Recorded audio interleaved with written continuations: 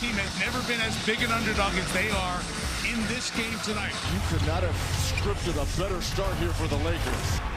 SGA right around Smart, sees three, put it in anyway!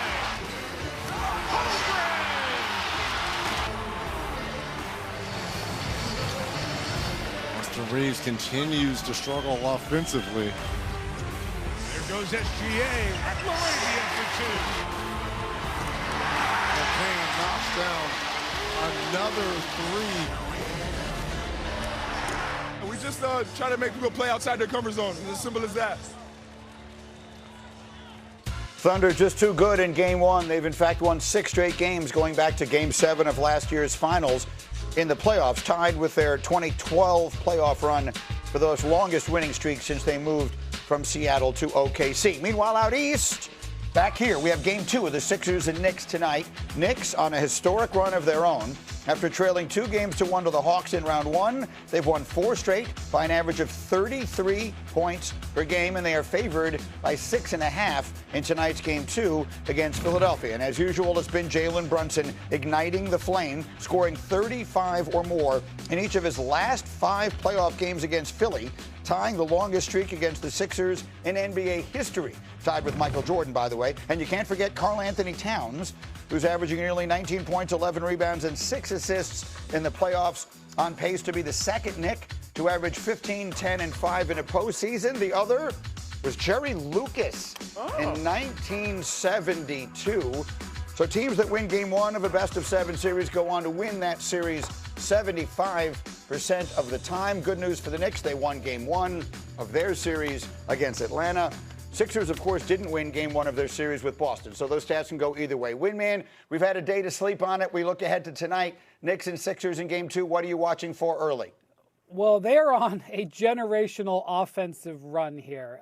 If they continue to execute at this level, not only with their actual, togetherness and plays, but just their shot making, I don't know if anybody's going to touch them. Jalen Brunson has shot 63% over the last 3 games. Karl Towns has 4 consecutive games where he's had 6 or more assists. A couple of them he's been in the double digits. Nobody's talking about OG Anunoby. Do you know what OG Anunoby's stats are in this postseason so far in 7 games, Greeny? How about 21 points on 64% shooting, 60% from three-point range? This is a killer offensive machine right now. It will not last at this level, but Philly's going to have to really pull him back to be able to get for the next 6 games. So Monica does the Knick games on radio for those of you across the country who do not know.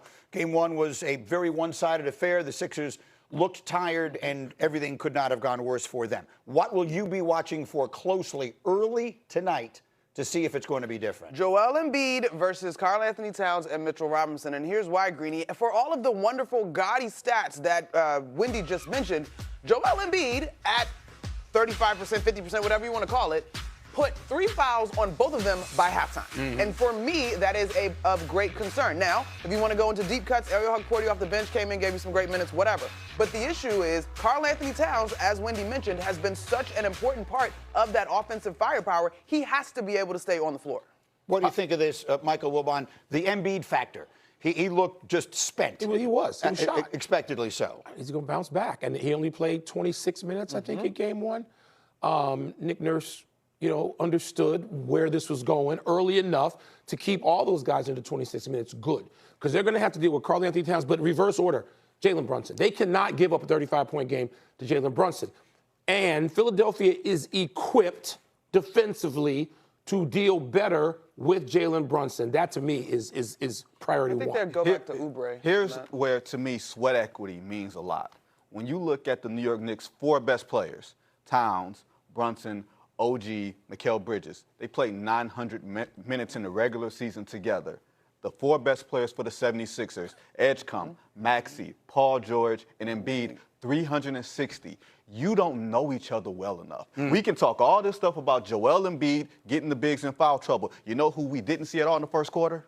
Tyrese Maxey. That's their best player.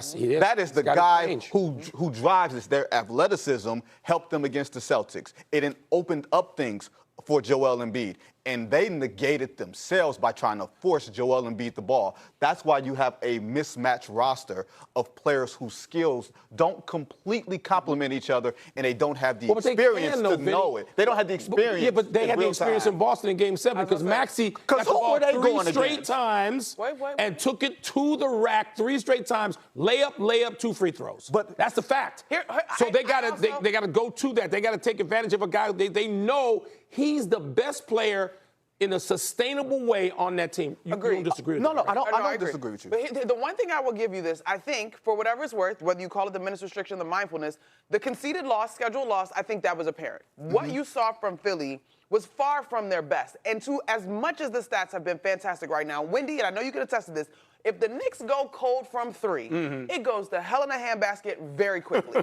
And so there's this little thing right now that Philly, if they can turn it up defensively, I have this series going 7, and I'm with the Knicks. Monica is talking from the experience of a person who watched this team play all year long, and they had some highs, maybe not this high. No one's ever been this high, but they had highs and then they had lows. I want to make sure I'm understanding what you're saying. Is Tyrese Maxey the most important player on the floor tonight? Yes. Yes, that's what I agree. We don't disagree on that. I think Tyrese Maxey has to be the difference. And I understand your point about the Celtics, but the bigs were Luka Garza and Neemias Queta, not Mitchell Robinson and Karl Anthony Towns, who Joel Embiid also has to pay attention to on defense. But to Monica's point, if he can get them in foul trouble early, that will make a big difference. And I will go back to it. I think Maxey, when these teams played 2 years ago, Wendy, and you said yesterday, look, there's so many different characters in this play 2 years later. Paul George wasn't there, and the Knicks have made a bunch of changes. But the one guy who remains is Tyrese Maxey. He was the best player in that series 2 years ago, and he's going to need to be that tonight. Wendy, finish it up. Yeah, when they're at their best, it's both Maxey and Embiid working together. The challenge was that in the end of that Celtics series, those last 3 games, the Sixers played straight through Embiid. It was old school, dump the ball down into the basket and ride the big man. That's not how they're going to be able to play here. They've got to have a symbiosis. Maxey was just throwing the ball down into him and just letting him work. He's got to get back to running the floor. And I would expect Nick Nurse to stagger them more. He had stretches in Game 1 where they were both out of the game. He knows better than that. He'll have Maxey with built-in times. 2 years ago, they both averaged over 30. They can do that again in this series against the Knicks. Yeah, there isn't any obvious reason to think this is going to be this one-sided. No. Now, strange things happen in There's playoff. every reason to think it won't be for anybody paying attention to the history of playoff basketball. And I'm sorry to say this, sitting here, the history of the Knicks. That's right. This is no shade, though, Wilbon, because I give Mike Brown his credit. Mike Brown, Nick Nurse have history from that Raptors-Warriors series. Sure. Nick Nurse is very creative and willing to throw whatever he got to do out there to make it happen. All right, so we'll look ahead to Game 2 tonight. Much more on that as we go. Meanwhile, we also had a Game 2 last night in the NHL. We had the Wild and the Avalanche going at it. Avs up 1-0 in the series. Can they be beat?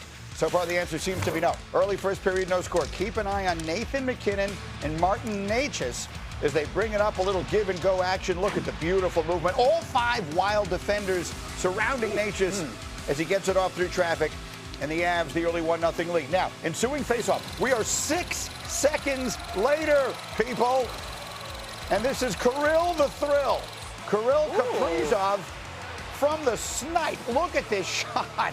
Spectacular. 6 seconds in game action, tied for the second fastest time between goal playoff history. So we're tied at 1. Midway through the first, same score. Avs on the power play.